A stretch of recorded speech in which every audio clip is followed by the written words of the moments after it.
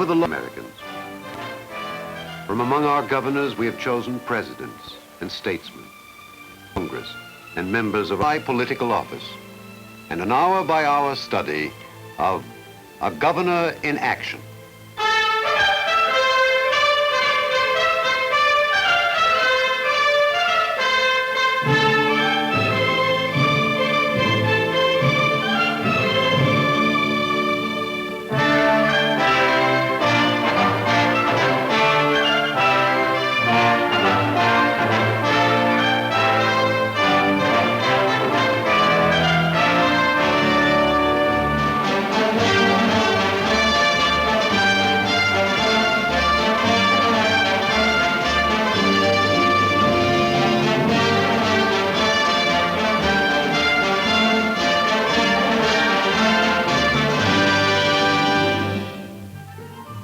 This is Endicott Peabody, Governor of the Commonwealth of Massachusetts.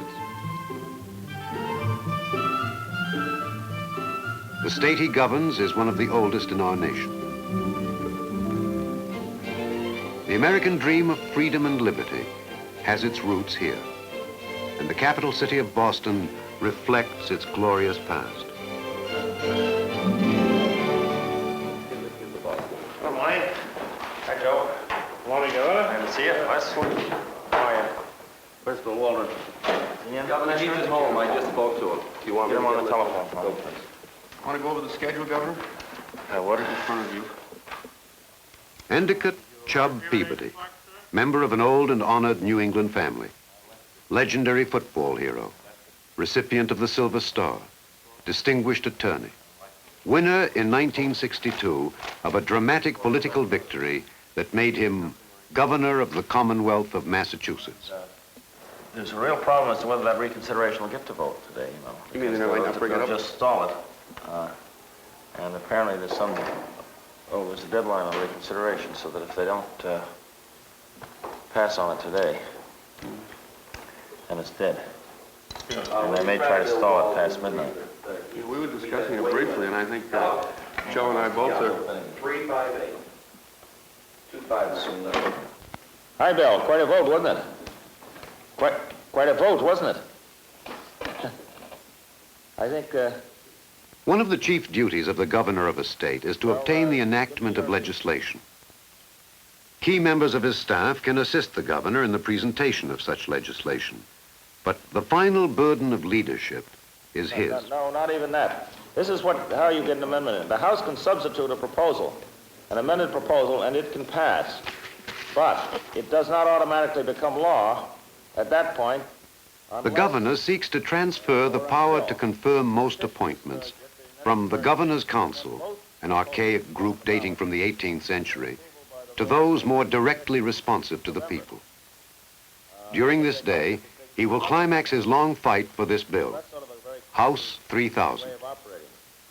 Now, I've thought that I would give my support to reconsideration and passage, but that on condition that I would follow it with a special message after passage of 3000 and signing it, proposing that certain department heads be confirmed, because that's still my position, and that's still in my position matter of principle. I do not think that the governor ought to have this power unscreened by some other group. Consistent with the federal government's desire for a forceful program against poverty and unemployment, the governor conceived and initiated a series of high-level economic conferences throughout his state. Gentlemen, there are two purposes of this meeting. The first is to review with you the recommendations of the meeting we had in Salem for the economic development of the Essex County, and to try to implement the conclusions which were reached there. I'd like to discuss the place and the format for future meetings of this sort. This link between the office of governor and business leadership has made a major contribution in redeveloping entire areas and attracting new business to the state. The office of governor becomes a leading force for the economic well-being of the people that elected him. Hi, Tom. He can never be unavailable. Hey, nice to see you. Hi, folks. He can never be too busy. Yeah. We say hello? There is no private time for the public man. Nice to see you again, Bonnie. How are things at Franklin? Governor, elected under our democracy by the people. He is in their service 24 hours a day. The problems within any state are many and complex. It is the job of dynamic and active leadership to anticipate these problems and press with uncommon vigor toward their solution. As this governor begins what may be one of the most important programs in the history of his state, he enlists the aid of outstanding men in the community. Really pretty unique at this point. Of course, President Kennedy wanted a national service corps, and the National Service Corps idea has not yet materialized in the Congress. And I think if Massachusetts can start the ball rolling, it'll be a very great thing for the country. A distinguished professor who headed John Kennedy's Peace Corps in the Philippines provides the groundwork for what will be the first Peace Corps on a statewide basis. I think it's an important aspect. Well, we're naming it the Commonwealth Service Corps, aren't we? I think that's the name in the bill. The nickname I like is the Kennedy Corps. After working with this committee for 6 weeks, I am sold on this. It'll be the greatest thing that the Commonwealth has ever started. And Governor Peabody, a credit to you and a credit to the late Jack Kennedy, believe me. Well, I'm very anxious to get it over the books and into law by the time this legislative session is over so that we can start the program going just as soon as possible this coming fall. He tried to get me this morning. Okay. Well, that's a good bill. There's a local option there. Local option, the home rule will be strictly observed on. The governor of this state may sign into law as many as 1,500 bills during his first 2 years in office. It is his responsibility to know every detail, every fact, every implication of every bill that bears his signature. Yeah. And the office is going to tell me if they contact them. Right. Okay. There's another bill, Governor, with local Redraft. Thank you very much. Oh, I remember this. In some cases, after strikes were over, employees weren't recalled to work, and they were disqualified for unemployment compensation, even though they had to wait several weeks to come back to work. Right, even though And no this, fault of their this own. bill now says that after a week, after the termination of the strike, if they're not reemployed, then they're entitled to unemployment compensation. That's Is that correct. Right? Happy to sign this. It is through these bills, the ones he signs and the ones he vetoes, that he will leave his mark on the history of his state. Okay, on the legislation, Governor. The battle for House 3000 continues. As you know, last night House 3000 failed to pass by a tie vote of 109 to 109. The question is what action we should take today on it. The governor now calls on key members of his executive staff to review the situation and to prepare for victory or defeat. By midnight tonight, or it is deemed to be disapproved insofar as the petitioners are concerned. It is open for reconsideration in the House today. Then it must go to the Senate, and the Senate must act on it. For any governor to administer his office successfully, he must attract into public service the very best men the state can offer. And I suggest that we tell the League when they come in here at 10:30 that we're prepared to move strongly to pass 3000, House 3000 today, and that it is our intention, after passage of the bill, to move to send a special message in to put around 20 of the major departments. The final balloting on House 3000 will take place later in the day. The governor prepares for a final effort seeking strong citizen support for his position. That is, to an extent, the governor's responsibility to see to it that the democratic processes are exercised on Beacon Hill. So I am anxious to get the reconsideration and a re-vote on this, and I'm anxious for the Senate to pass on it. I would like to see it passed. Now, I've talked briefly to the Speaker. I've told him that I'd like to sit down with him, and he's prepared to do so after 11 today. But I think that your position is most important to me, so far as... The famous Swedish author Gunnar Myrdal defines democracy in terms of the amount of citizen participation in local government. These women represent the League of Women Voters, and over the past months, they have pressed strongly for House 3000. A position which is similar, where we agreed, A, on passage of House 3000, B, I think we're agreed, or at least the League and the governor are agreed, that this is an interim situation looking toward a constitutional amendment which takes the council out of the executive, or the approving powers of the council, puts it in a legislative body or another branch. In any battle for legislation, the governor depends on citizen support. And in these matters, he must create, encourage, and lead public opinion. The demands of state office are such that they could not be easily accomplished in a full 24-hour working day. For this governor, every available moment is spent in the administration of his office. If we just work and do the job and take advantage of the assets that are available to us in our community. So, as the governor of the Commonwealth, I'm happy to come back here with you today. I'm happy to join with my partners in progress, the great and general court, your senator and representative. The governor is the elected leader of his state. And in order properly to serve the people, there must be time to carry to the people his plans and his program. That have taken place. To tell you that during the past year, our legislature passed many important pieces of legislation which put us ahead in the country. For example, we were the only state in the nation that rolled back the corporation tax last year to what it was several years ago. This we did. With understanding comes support, and through support comes effective leadership.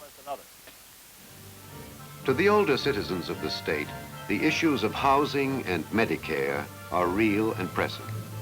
For this governor, they are a mandate for action.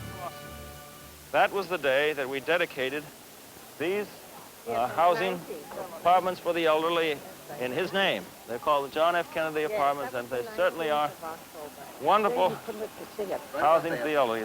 Shame it was that he couldn't. And he told us later that he was very anxious to come and see these apartments because they're models for the nation, and we're anxious to continue them all over Massachusetts. Wonderful, wonderful. You know, we lead the country in Massachusetts in the number of housing for the elderly. We have over 4,000 built across the state in various cities and towns.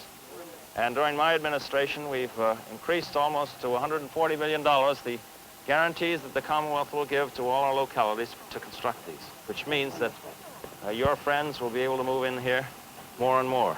You don't know how happy we are. We're very fortunate. Very fortunate. I know some of the other programs you're interested in are the Medicare, isn't that right? Oh, yes. Medical care for the elderly. I went to Washington and testified before the House Ways and Means Committee 2 months ago and asked them to pass a bill which would provide this medical care for our senior citizens. They tell me that it may not report out this year, but that we're going to make it a campaign issue to see to it that we re-elect our President Johnson and our Congressman Tip O'Neill from this district. Good. And all our other Senator good. Kennedy. And don't forget Chub Peabody either. Very good. Fred, you'll be up there playing the Thank you. bagpipes for you again.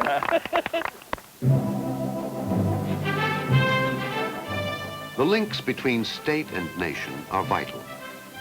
And the Secretary of Defense is called to Massachusetts. Problems affecting the local community must be pressed on a national level. It is the governor who must fight for his state in the halls and chambers of the federal government.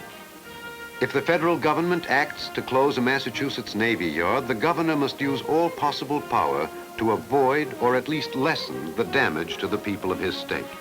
His own prestige, his own power must stand in the balance. And he must be able to summon from Washington the leaders of our nation to hear his cause. Governor, the office and the burden.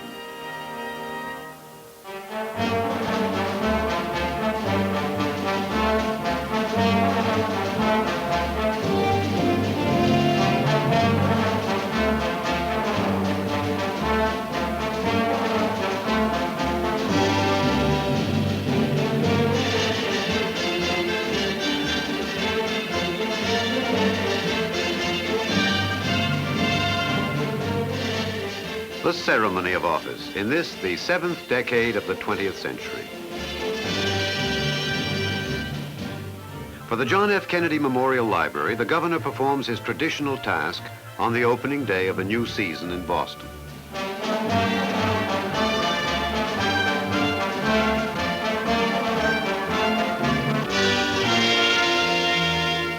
During the course of his term in office, he will attend weddings and formal dinners. He will dedicate buildings, speak at graduations, and welcome distinguished visitors to his state. He will admit to his office representatives of labor unions and industry. He will see those seeking state jobs or having grievances against the state, and those who simply want to shake his hand.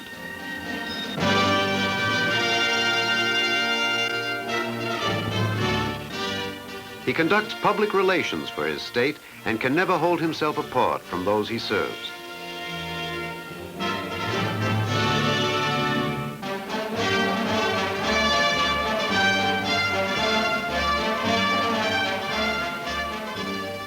This is the ceremony of office, and it cannot be avoided.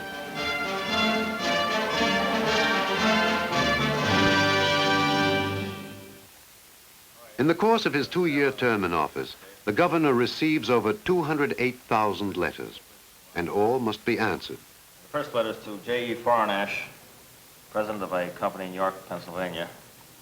Dear Mr. Farnash, I appreciate so much your letter of April 29th expressing interest in the Watertown Arsenal if the federal government indicates that they are going to close it as planned. Paragraph. I am most interested in your background in construction work of combat military vehicles and special equipment.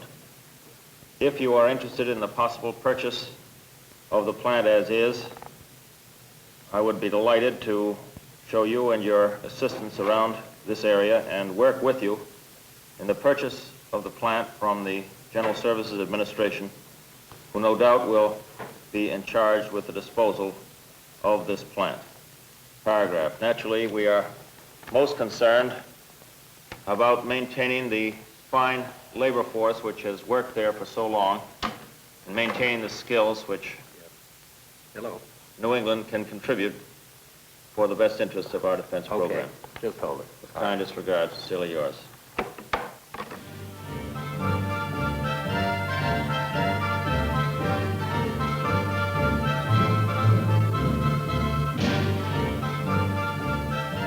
The 20th century has compressed time and given us the tools to make possible the 48-hour executive day.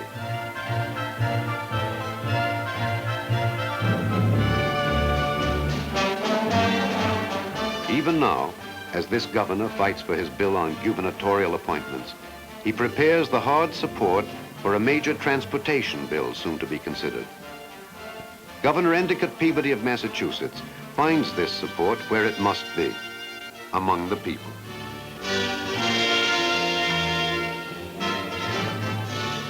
If we had better parking facilities and a place for these trucks to go so they could leave an open passageway. Another problem we have here, if there should ever be a fire or a man gets hurt aboard the ship, right now you could see that the problem would be to get the apparatus down to the dock, and with all these trucks and cars in the way, I don't know how we can do it. Well, if we get our rapid transit program through, down to the South Shore, up to the North Shore, they can get off the station right here and not bring their car. They can get here quicker than if they had to drive. Right.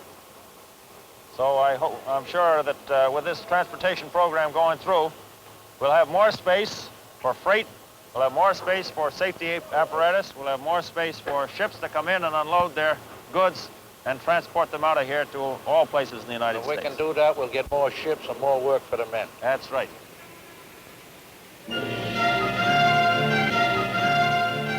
A famous governor of an eastern state said in 1810, "There is no way to govern a state save that of living among its people."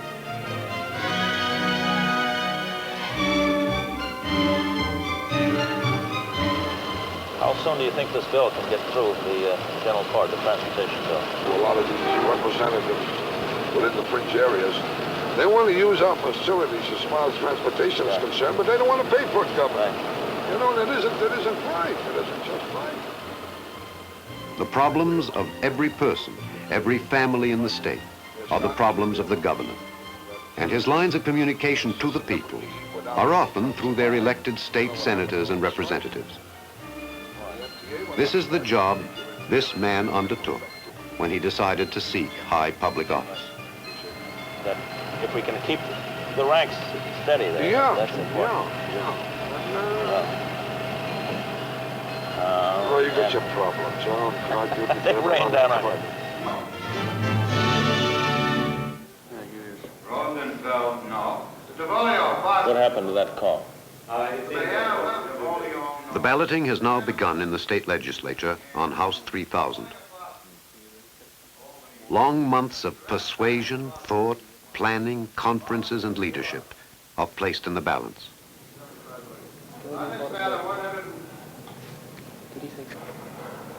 Jerry Johnson. What was the last time? 109, 109? That was. 108 members that he voted in the affirmative, 110 in the negative. Matter is not reconsidered. House will be a brief recess. It's all over. Defeat. By the very slimmest of margins. 2 votes, 110 to 108. However bitter the close defeat he has just suffered, the public man has no time for private sorrow. Tomorrow is still ahead. And for now, there is the press.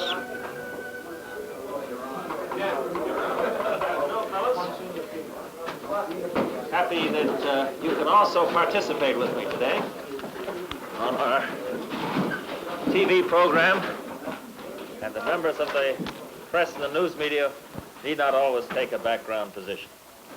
The vote of the General Court on House 3000, the initiative petition, which removes many powers from the Executive Council, was extremely encouraging. The closeness of the vote represents a giant step forward toward achieving this reform. As you know, I've publicly supported this petition from its inception. I personally appeared before the Legislative Committee considering the bill and testified in its favor. I've repeated this support at numerous press conferences.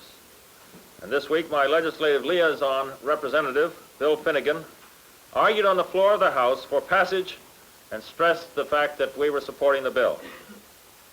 This significant vote in the cause of reform should greatly encourage those groups which are now seeking the 12,000 additional signatures required to place this petition on the ballot in November. These men and women of the Fourth Estate are the eyes and ears of the public, and they are an important chain of communication between the people and their governor.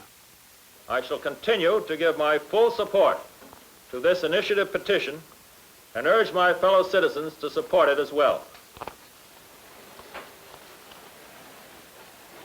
Governor, one other question. What would you say will be the central campaign issue from your standpoint come this November, assuming that you're renominated? Well, I think that we're in a good position to run on our record, which I think is a good one, whether it be constitutional reform, the help of the working men and women of the Commonwealth, obtaining more jobs for people in the Commonwealth, education, honesty in government, so forth. A lot of good bills. Remember, we passed 83% of our program last year, and one of you gentlemen has said that this would be hard for any future or past governor to match. The struggle for good government is never over and never lost. If he is very lucky, this governor will spend one evening at home this month. But even here, the demands of office intrude. I think he meets all the criteria. An appointment to be made. He's got a very popular and broad support across the state, and he's the man I want to put in the job, so we'll submit his name to the council tomorrow.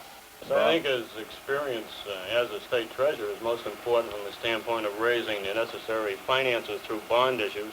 What standard do you use to ensure the people of honesty and efficiency in government? Due to his obvious integrity that you've just discussed, and I think generally in the state he'd make an excellent appointment. Also, Governor, he's got a good legislative background, having served in the House either 2 or 3 terms, and I think this would be very important in order to work with the legislature, whatever bills are necessary to help the Turnpike Authority. I think it's called Robin Hood Camp. The time spent with his family is indeed precious to Endicott Peabody. His roots are deep in his state, and from his wife and his parents he derives much in values. Don't forget that. She has a job at the World's Fair. That's right. Has that come through? Yes, it has. And the date? 2 weeks in June and 2 weeks, one in August and one in September. Oh, lovely. Well, she's very thrilled. She told me she wanted to learn to play tennis this summer if she could. Oh, Concentrate really? on that. Oh, good for her. The circus we call politics calls forth in men the spirit we call leadership. From the nation's capital comes the Secretary of the Interior to pay tribute to the government.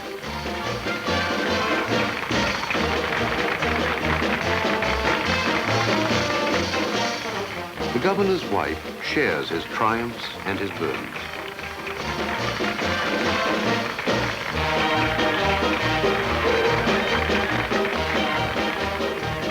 At the center of the arena is the governor, leader of his state, leader of his political party. How well he leads his party will determine if he is to lead his state, for politics is indivisible from government. So at the close of this long day, when the duties of office have lessened, the governor must have the will and the vigor to stir and arouse his party.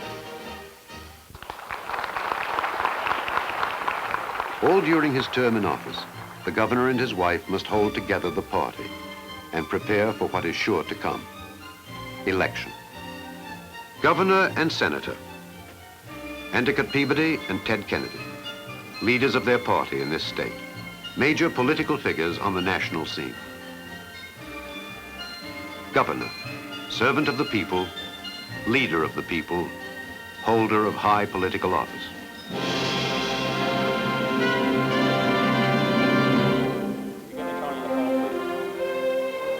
It's a long day, and it has no end.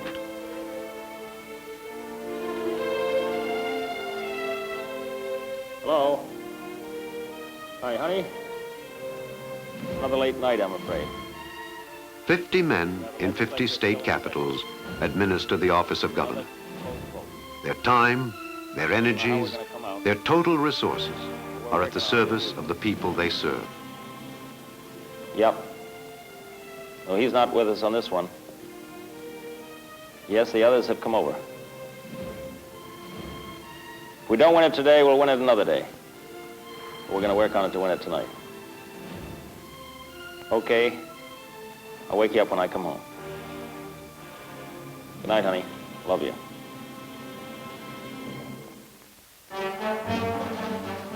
Endicott Peabody, Governor of the Commonwealth of Massachusetts.